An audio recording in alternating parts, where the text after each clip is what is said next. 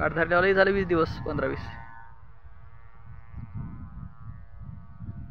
नमस्कार शेतकरी मित्रांनो, शेतकऱ्यांची शेतीशाळा प्राकृतिक आधुनिक कृषी शोध परीक्षांची केसालय रामपुरी बुद्रुकमध्ये आपले सहर्ष स्वागत आहे. शेतकरी मित्रांनो, ही गोबी आहे. तर गोबीची लागवड होऊन जवळपास किती दिवस झाले?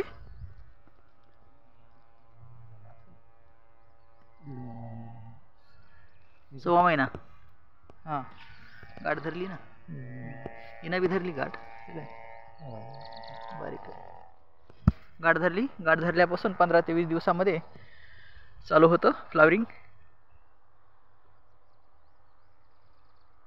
याला आता ते स्प्रे घ्या आपला आणि त्याच्यात ड्रेंचिंग पण सोडून द्या थोडंसं हडकल्यावर. हां, पंपानच करून ठेव. नाही पंपानं करा. हो चालतंय. पंपानं केल्या मग तर काय ॲक्युरेटच पडतंय ना.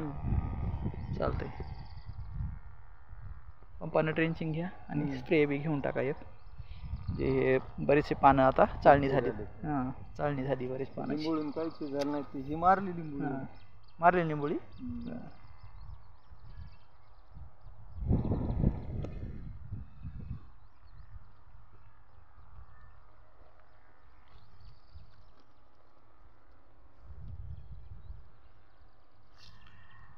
राहिले गाठ काही काही.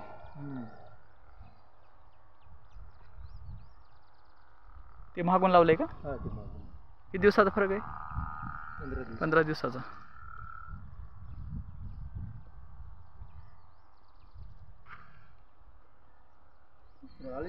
त्याला नाही अळी नाही, अळी नसते, फंगल इन्फेक्शन असते. सडन चालू होती. आता याला काय खत कोणतं दिलंय? 1261 दिलं. तर अगोदर 19 दिलं नाही का? 19 डोस घ्यायचा अगोदर आणि नंतर मग 1261चा घ्यायचा. तर डबल बी एकदा 1261 द्या 7-8 दिवसांना. 7-8 दिवसांना द्या. ड्रेसिंग झालं. हां, ड्रेंचिंग. इतकायला तरी बेड पाहिजे होते बघा. हां, इकडं मसार होती. हे झालं रान लईच कडक आहे. आणि बरं आहे जे पाहणं एवढं चिखल कुठं लागायले का पायाला? काहीच नाही.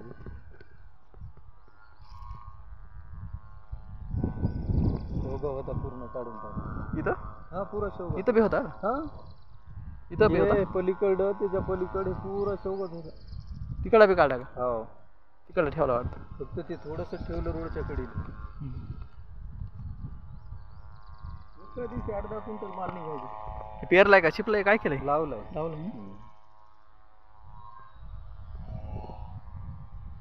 चांगली पोक. युरिया शिपादारसा हे मारला का? मारलाय का?